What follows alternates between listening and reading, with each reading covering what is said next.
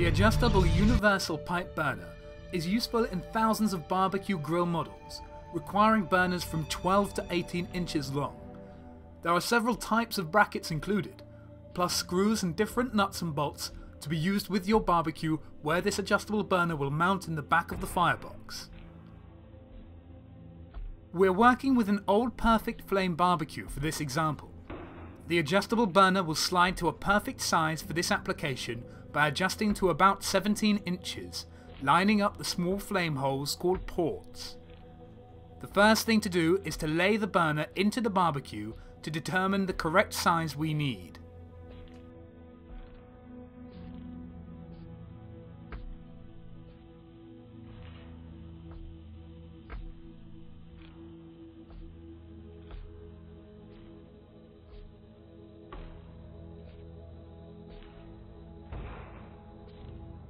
Using a similar flamethrower valve outside the barbecue so we can see what we're doing, this is how you install a burner.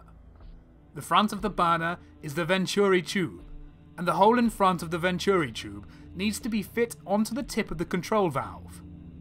The tip of the control valve has the orifice attached, and the small hole in the tip of the orifice determines the maximum BTU rating for the barbecue.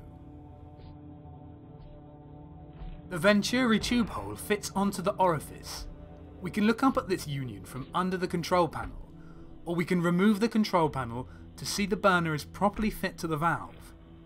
Without removing the front control panel, I usually try to wiggle the burner up and down and right to left. If the orifice is in the burner's venturi tube, it will only move very slightly in any one direction. Once the burner is installed into the barbecue, we're ready to remove the burner and tighten the set screw so the burner stays at this size. The screw that is included threads to a point so that as you tighten the screw, it becomes very tight. The ports in the burner are slightly larger at this end to allow the screw to get started.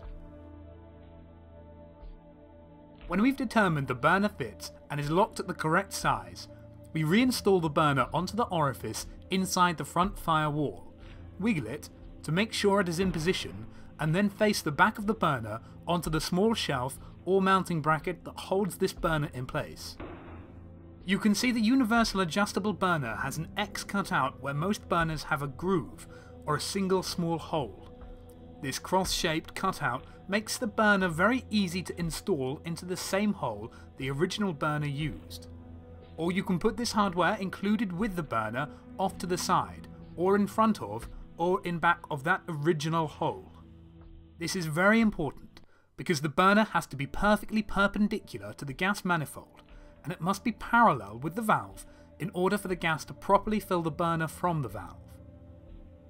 If we damaged the original hole when we removed the original burner, this burner is still perfect because it does not need the original hole in order to be secured to the back of the burner. Using the X cutout, we can place our mounting bolt elsewhere inside the cutout, or use a self-tapping screw that will drill its own hole as we screw the burner tightly to the back of the grill box. When the burner is installed, once any burner is installed, the next step is to test the burner. The small screw in the venturi tube at the front of the burner is part of an air adjustment mechanism that allows more or less gas to mix with the burner as gas splits into the burner. A gas flame should be 1 to 1.5 inches long. The flame should appear to be touching the burner at the base of the flame, and the flame should be blue with a yellow tip. If it's necessary to adjust the airflow, loosen this set screw and open or close the sliding plate to allow more or less gas or air to mix. This is how you install a universal adjustable gas barbecue grill burner into any barbecue grill that uses a straight pipe burner within the range of 12 to 18 inches long.